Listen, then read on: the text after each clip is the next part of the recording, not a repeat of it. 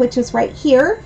This is the classic size that goes on the Live Well, Live Strong quilt for the 60 by 60 or any of the negative space quilts right over here. But today we are going to work on the foundation paper piecing little Industry Quilt Block for right on this 20-inch by 20-inch quilt. We need to count how many pieces are in this little tiny foundation paper piecing quilt. So today we are going to work on the Industry Quilt Block. If you would like to sew along, we have the Live Well, Live Strong quilt pattern that's available at Stitches Quilting. And it can come with a fabric bundle kit. We've got lots of different colors and shades that are available for you. And there are also worksheets that is about industry and about this wellness aspect for women's health. So anyways, let's get started. Hi Liz, hi Laura, how are things going? Laura is celebrating Hanukkah, so what day are you on for Hanukkah today? And hello Liz from Canada, so it's so good to see all you guys. Did you get your bibs made, Laura, for your new little grandsons? They're so cute, or your new grandson, he's so cute. So anyways, let's go ahead and get started. I'm going to flip the camera around and you're going to see how I am getting organized for this little tiny foundation paper piecing quilt block. So today I have my small rotary cutter blade. I've got my paper scissors, got regular scissors. I've got my 3 fabrics cut in strips. So I typically like to work with small strips of fabric when we work on our foundation paper piecing. Let me go ahead and set that to the side. I have my Industry Quilt Block pieces right here on the pattern. So the Live Well, Live Strong quilt comes as a 60 by 60 inch pattern with the foundation paper piecing pattern right now. I'm going to put this back into my binder. Hi Josephine, it's good to see you. Hello Amanda. It's cold and wet in Louisiana today. We've got a little bit of snow that has hit us, just like a little skiff. So the industry piece actually has 4 pieces that come to make it, and I've already kind of sewed 2 together for you. So I wanted to kind of make our video. So when you see the pattern, you'll see 4 little pieces right here like this. Each one has the word industry on it in case you ever get confused. But we are going to work on A4 and B1. I've already stitched together the sections C and D right here. So we'll go ahead and press those a little bit better. But I'm going to set those down. So let's use our paper scissors, not our sewing fabric scissors. And we're going to go ahead and cut this apart. I wanted to show you though, I meant to show you that when you cut it apart, you want to always check that you've printed it off properly. And you use your little 1-inch guide, and I've printed mine off on newsprint paper. I find that that little bit of lighter weight just works super well. So let's start with this piece right here. So this is the corner piece to the Industry Quilt Block. So as you know, I take my pencil and I put what color fabric I want there. So here we're going to use the aqua blue. So I'm going to bring that over. Over here we're going to use gray and gray. So you can see the corner piece is an aqua blue and gray and gray. On this piece right here, we've got orange for the center, so I'm going to put an O. And then same pattern over here, we've got an aqua, gray, and gray. So we're going to do this piece next, but first we're going to go ahead and do piece B because I want to get you familiar with just this little corner piece because that corner piece is on that larger piece. So let's get sewing. I'm going to go ahead and we're going to sew between B1 and B2. So I can fold this down where the line is between B1 and B2. We are doing foundation paper piecing. Thank you. It's the 5th night tonight and she has 2 bibs done. One for the first night and one for last. By next year I will have the other 6 done. That's great, Laura. I'm so glad that you've been able to do that.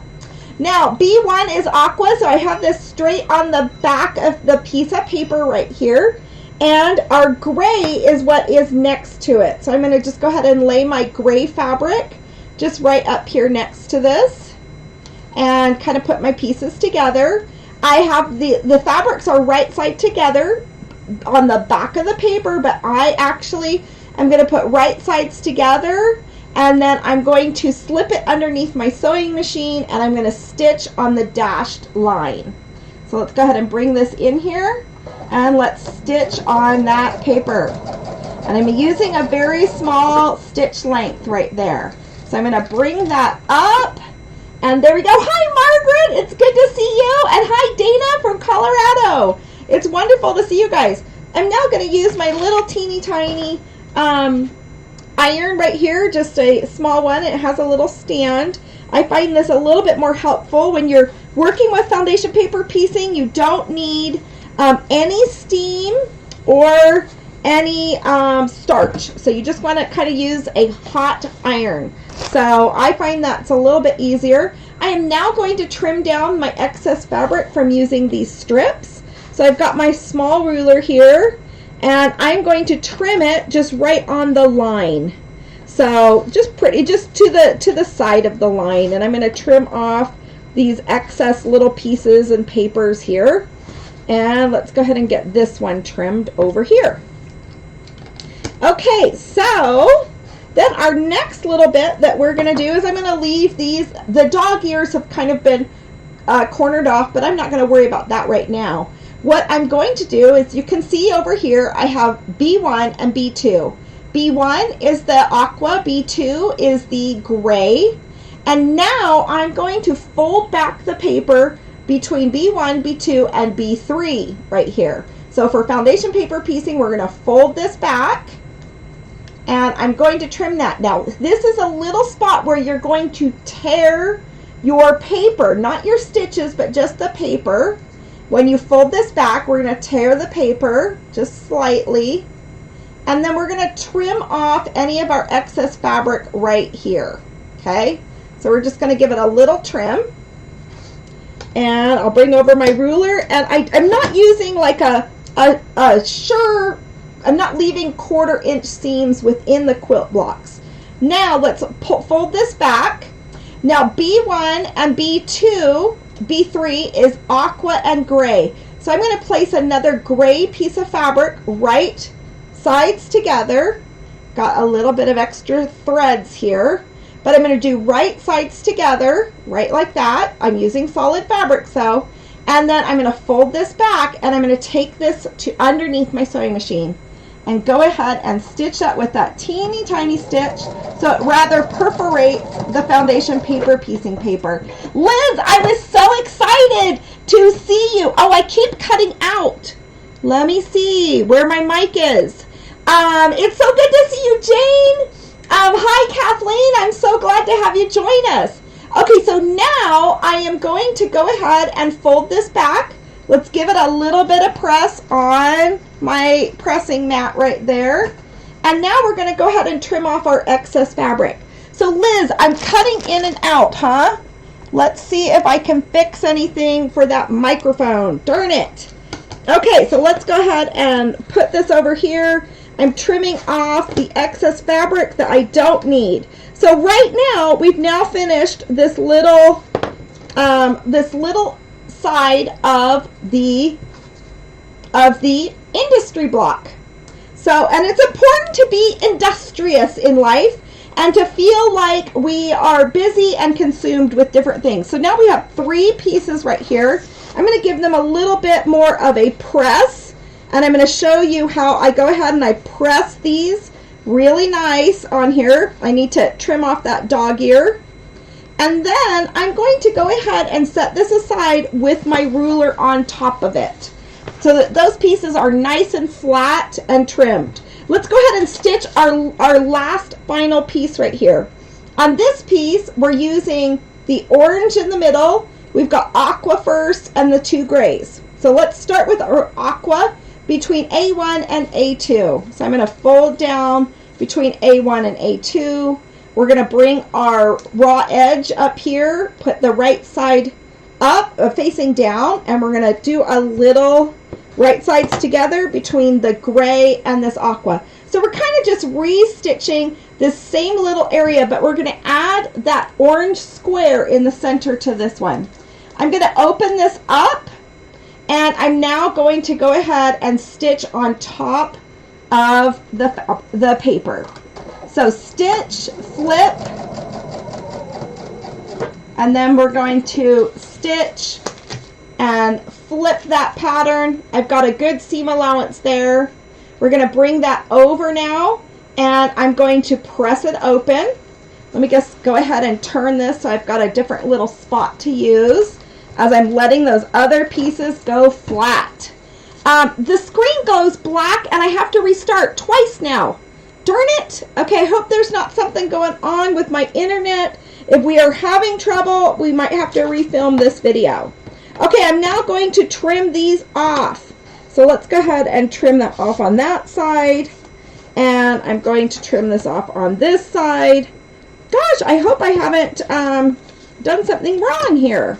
Okay, I'm now going to trim a little bit between A2. I'm just going to kind of trim these close and bring this over here. So let's go ahead and trim this one right along the edge. So the industry block, but during the holidays we are pretty industrious, aren't we? We are now going to stitch A1 and A2, which are together, to A3, which is right here, another small little gray piece. Once again, I'm going to pull back on the paper and just trim off that excess blue. There's just a little bit right there. So you just gotta kind of keep turning and turning your fabric. I'm going to take my small piece of gray and I'm going to match that up right sides together, and I'm going to stitch on top. So you can see those two little raw edges right there. I'm going to pull this underneath my sewing machine. So this is teeny tiny foundation paper piecing, which you should see Liz's Christmas tree. She posted it in the Everyone Can Quilt group, and she made the most beautiful Christmas tree wall hanging from foundation paper piecing. It is absolutely beautiful, Liz. I love the Christmas tree that you made. Okay, I'm going to go ahead and trim off my excess fabric here, and now all we have to do is add our orange. So we're going to fold back on this line right here. Let's go ahead and trim off our excess fabric. So we've got a little bit less than 1/4 of an inch seam, and let's got that right here. You can see that that's all trimmed. Now I'm going to match my orange fabric right up to the whole little business right there, right like that. So you can see if I fold this back, I've got my right sides together on the back of the paper. Let's go ahead and just stitch on our stitching line right there between A4, A1, 2, and 3. Okay, so we're adding A4. So we're going to add it to the entire unit that's already there. And then all we have to do is sew this together. Boy, I know, Liz, you did a great job on that wall hanging. Where do you have it hanging in your house, that foundation paper pieced Christmas tree? I'm so curious. It just looks absolutely beautiful and so festive. I love it. Okay, so there we are. So I have everything here. Let's go ahead and trim off this according to the pattern of the paper. We're going to trim along these solid lines. So Christmas time or the holidays are definitely a time of industry as we are serving others, as we are making gifts for others or purchasing things that we think people will like. If someone doesn't happen to like a personal gift that we share, it's okay, isn't it? Okay, so I've trimmed that off so it almost looks like a little house is what it looks like. So you can see that right there. Okay, so now, did I trim off too much over there? No, I didn't. Okay, good. Okay, so let's go ahead and add our other triangles that I had laying over here to stay flat. So I'm going to go opposite of where this quilt block is right here. I'm going to line these up, and we're going to have a little bit of, you can see right there, I'm going to stitch along the 1/4 inch seam. So here's where I'm going to stay true to my 1/4 inch seams, and you can see that matches up to the 1/4 inch seam on the other side. I do want to make sure that this is centered. So as a tip, you want to make sure that you've got this point matching with that point across the other side of the little quilt block. So I'm going to line that up a little bit better because I didn't stick a pin in it. We're going to check on the other side of this, you guys, to see if what I did, see my stitching line on this side, if it kind of matches up with the stitching line on this side. It really did, didn't it? Wow. Okay, let's go ahead and press that open. Now we have this looking a little bit more like the block that we're making. Let me go ahead and get the sample out here. You can see what that looks like. I'm now going to add these other two to the opposite side. You can see here I haven't trimmed totally the dog ears of that side right there, so I can easily take my actual paper, my fabric scissors, and just trim that off so I feel a little better about it. And we're going to lay that back down here. Once again, you're going to see that you can really use those dog ears being trimmed because it helps you know that this little triangle unit is actually placed in the center of the quilt block. So let's go ahead and stitch that in place, and then we only have one more to do. So industry is something that helps us as women to feel like we have a purpose, to feel like we're doing really good in life and feel like we're being productive.